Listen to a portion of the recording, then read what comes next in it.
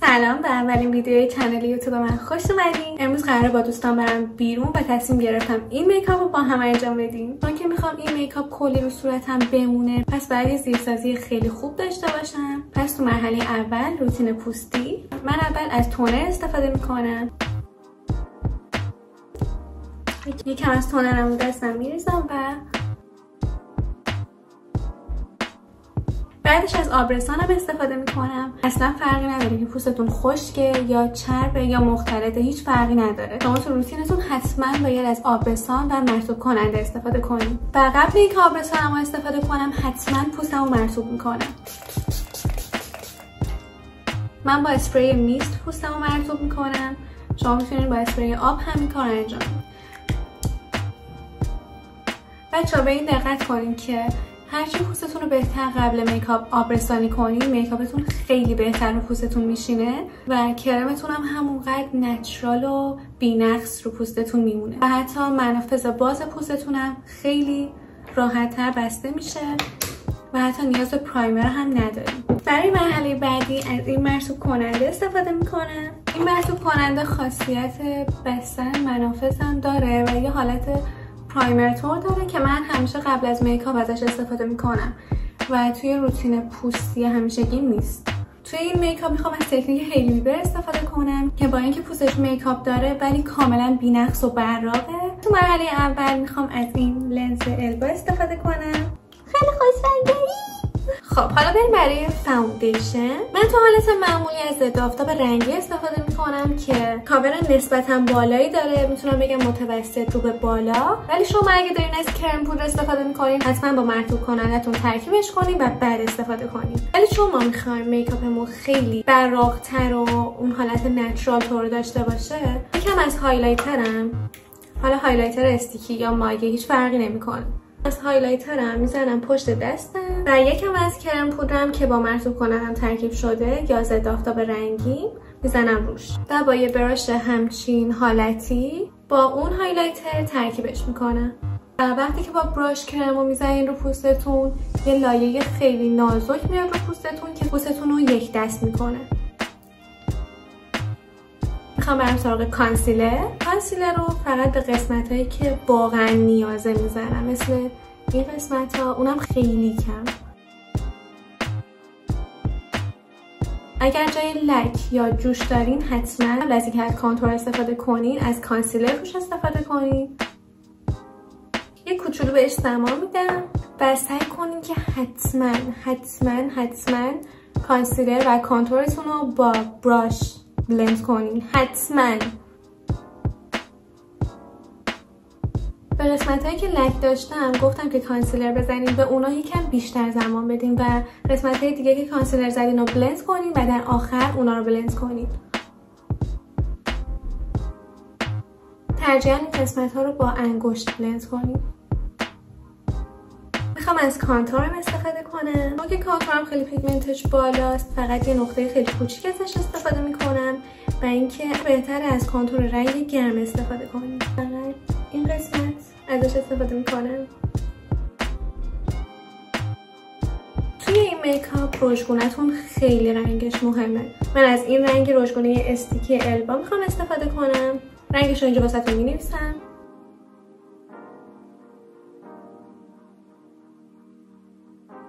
یه رنگ خیلی گرمی به صورتتون میده و کاملا مناسب این میکاپ به نظرم. حالا چون میخوام پوستم اون حالت براق و داشته باشه، فقط به یه قسمت هایی که منافذ باز دارم و لازمه پودر فیکس میزنم. قبل از این پودر فیکستون رو بزنین رو صورتتون حتما پشت دستتون اضافهش رو بردارین و بعد بزنین روی پوستتون.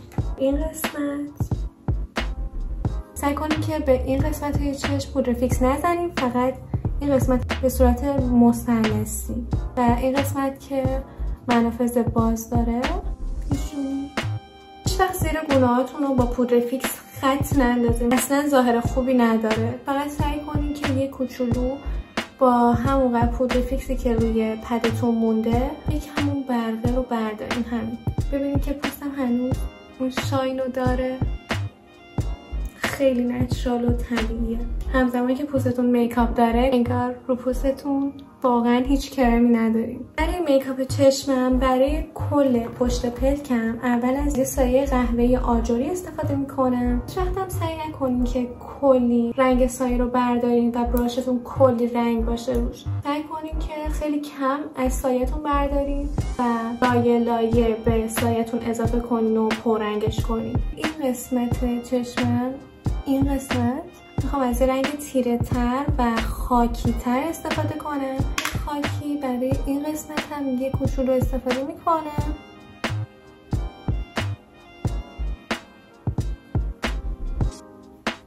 حالا میخوام برای بن مژه هام از مشکی استفاده کنم چون که یه خط چشم خیلی کوتاه داره و بن مژه های مشکی. همین بن مژه رو ادامه میدم به سمت بیرون. یکم از این مشکی با یکم از قهوه‌ای خاکی ترکیب کنم و واسه بن مژه های پایینم استفاده میکنم که این کار خیلی باعث میشه چشمتون گیراتر و خوشگلتر بشه و میکاپ چشمتون رو 10 برابر خوشگلتر میکنه. اینطوری تفاوت این چشم و این چشم رو میبینید. و امضای کارم یکم از رنگ کانتونم با براشم برمیدارم، اضافهش رو میذارم پشت دستم، یه کوچولو ازش روی براشتون بمونه. همین این دیگه امضای کارم شده که واسه همه میکاپ هام این کار رو انجام میدم و چشمو خیلی خوشگل‌تر میکنه. با سایه قهوه‌ای یا کانتورتون یه کوچولو میزنین رو براش و این قسمت چشمتون رو میکشین به سمت بیرون. چون با قهوه‌ای یا رنگ کانتورتونه خیلی نچراله و انگار چشمتون خودش گربه‌ایه، ولی اگر با مشکی بکشین خیلی غیر طبیعی میشه. خب میرم سراغ ابروها. من معمولا با ابروها نه ژل میزنم نه صابون. با سایه ابرو فقط اون قسمت‌های خالی ابرومو پر میکنم. همین. ولی اگر شما دوست داشتین و خب به فرم ابروتون بستگی داره و اونطوری که عادت دارین میتونین روتین ابروتون رو یه جور دیگه انجام بدین.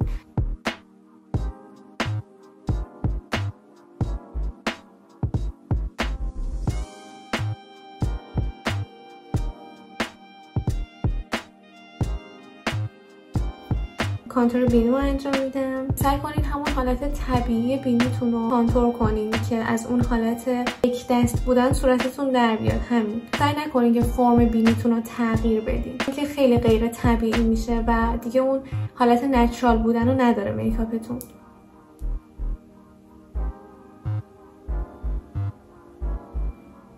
یه کوچولوی دیگه از این روشگونه برمیدارم و این قسمت ها ازش استفاده میکنم.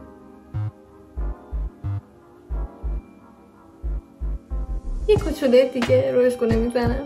قول میدم که دیگه نزنم. همین کوچولو، یه کوچولو، خیلی کوچولو. فقط یه کم دیگه اضافه میکنم. دلم میخواد این روشگونه رو بخورم، انقدر خوشبوه. شبیه پفک نمکی شدم.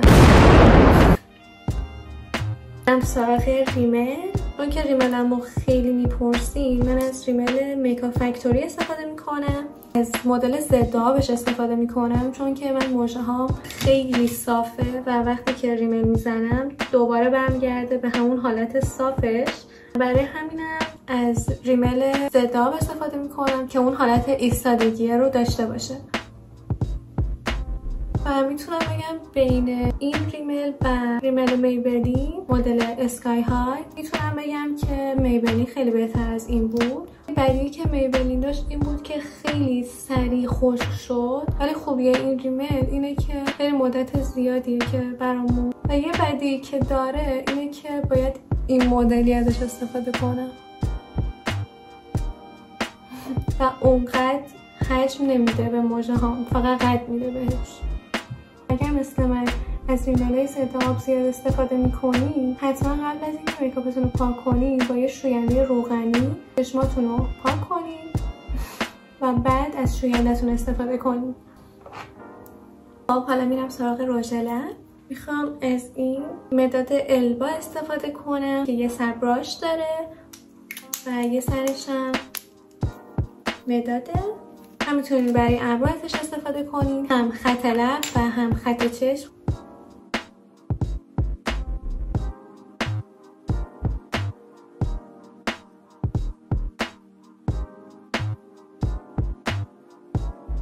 و بعد از لیپ گلاس رود استفاده میکنم، رنگ اسپرسو.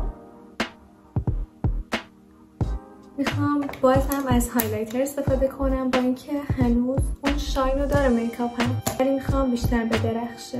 دوستان هانی شاین برایت ریدمن.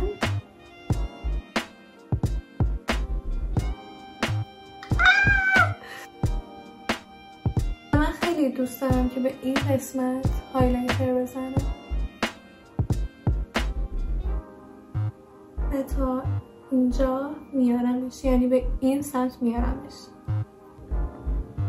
ببینید بعد تمام. من خودم عاشق این میکاپ شدم. نچراله و انگار پوستت هیچ کرمی نیست ولی پوستت بی‌نقصه. برای استایل من اینو انتخاب کردم.